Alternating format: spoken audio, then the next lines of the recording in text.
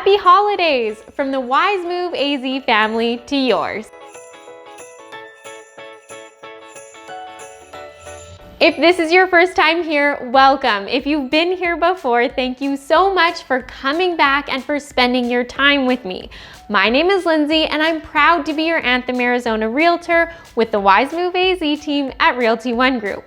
On this channel, we usually have a lot of fun talking about all things Anthem and real estate. This week, we're taking a break from our regularly scheduled programming to bring you our third annual video Christmas card. If you watched our last two holiday videos, you might be thinking things look a little different here. Well, kind of a good news, bad news situation there. The bad news is you're stuck with just me for this year's holiday video. Carolyn wanted so much to be here. Honestly, the videos we record together are my absolute favorite. But if we know anything about real estate and about 2020 in general, it's that our schedules aren't always our own. We make plans and God laughs. The good news is that while Carolyn is busy making real estate magic happen out there, I'll be here bringing you one of our absolute favorite holiday cookie recipes.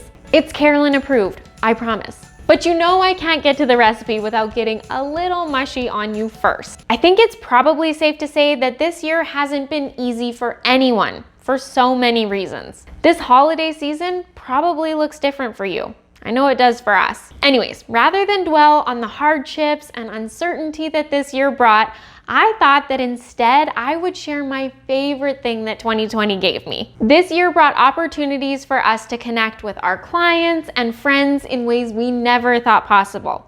But nothing will beat the way my family pulled together. It started with an invitation from my cousin to get everyone together virtually for Easter, since most places were in lockdown mode at that point. Well, it was such a hit that we've been getting together every Sunday for a big family video chat ever since. There have been ups and downs, busy weeks and quiet weeks, but no matter what's going on, my family, who is scattered all over the globe, carves out a little bit of time for one another, and it's beautiful. Anyways, I don't bring this up to brag about how awesome my family is, but really they are. Instead, I bring it up in hopes that this holiday season, you too can take some time to reflect on the good things that have come out of some tough times. If something stands out to you, leave it in the comments. I think we could all use the positivity. Lastly, we're also incredibly grateful for you, our clients and subscribers. Whether we've known each other for years, met in passing at an open house, or you've just found us online for the first time and we haven't had the pleasure of meeting in person yet, we want you to know just how much you mean to us and how much we enjoy serving you. Our journey simply wouldn't be the same without each and every one of you. So, from the bottom of our hearts, thank you. All right, enough sap. Let's get to the good stuff. These thumbprint cookies are so good. They're actually a relatively new favorite on our holiday baking list. My dad came across this recipe from the Betty Crocker website and it's a winner. It's a chocolate cookie with fudge filling sprinkled with candy cane bits. It doesn't get much better than that. I think I'm drooling just thinking about them. Let's get these done. We'll show you how to make the cookies step by step in this video, so you can feel free to follow along. But if you're like me and you would rather have the recipe in front of you, you can click the link in the description box below to download a printable copy of the recipe. Okay, so first let's take a look at what you need for this recipe. For the cookies, you will need 3/4 of a cup of sugar, 3/4 of a cup of softened butter, half a teaspoon of vanilla, 1 egg, 1 3/4 cups of all-purpose flour, 3 tablespoons of unsweetened baking cocoa, and 1/4 teaspoon of salt. For the fudge filling, you will need 1/4 cup of whipping cream and 1 cup of milk chocolate chips. To top it off, you'll need crushed peppermint candies or candy canes. You don't want to crush them up too small, because if you do, you kind of start to lose the red and white color and it kind of just looks like dust. I just unwrapped my candies, put them in a baggie, and smashed them up with a rolling pin a bit. First things first, you're going to preheat your oven to 350 degrees Fahrenheit. In a large bowl, beat the sugar, butter, vanilla, and egg together. I'm going to use my stand mixer on medium speed, but you can definitely do this part by hand if you prefer. Next, you're going to stir in the flour, cocoa, and salt. Continue mixing until the dough forms. Grab an ungreased cookie sheet and start placing the dough onto the sheet in 1-inch balls. I like to use my tablespoon scoop to keep everything the same size. Place the cookies about 2 inches apart on the cookie sheet. They definitely expand a bit in the oven. Once you have all of the dough formed into 1-inch balls, space 2 inches apart on the cookie sheet, use your thumb or the end of a wooden spoon to make a dent in the middle of each cookie. Be careful not to press all the way down to the cookie sheet. We're not making donuts here. This will be the well that the fudge filling will sit in after they're baked. Bake the cookies for 7 to 11 minutes or until the edges are firm.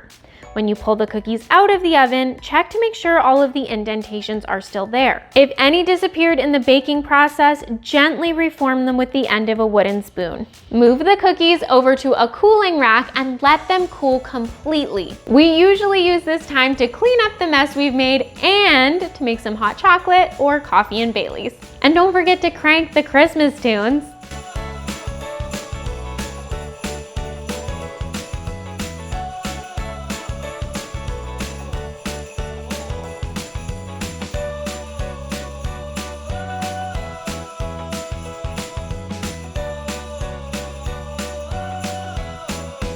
Now it's time to make the fudge filling. In a small saucepan, heat the whipping cream over medium heat.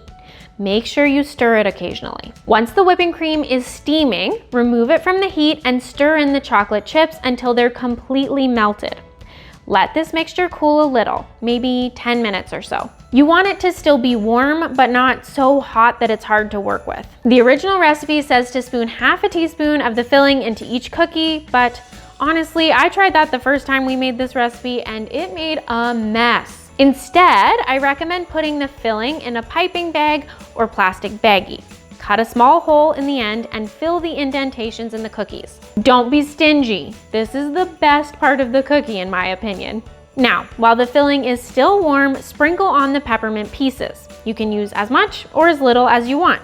That's it. You can wait for them to cool completely and box them up, or you can put them out on a tray and watch them disappear. Be warned, it's really hard to eat just one. So there you have it. What do you think? This is one of our family favorites, and now we would love to hear about yours. Leave us a comment below letting us know what your favorite holiday treat is, or what you're most looking forward to this holiday season. As we mentioned earlier, if you'd like to download a printable copy of the full recipe, click the link in the description box below. We know that the holidays are a busy time, but we hope that yours are filled with love, happiness, and gratitude. And again, thank you for being a part of our journey. We can't wait to see what 2021 has in store for everyone. If you enjoyed this video, let us know by hitting that like button and subscribing to our channel. Happy holidays! We'll see you next Thursday.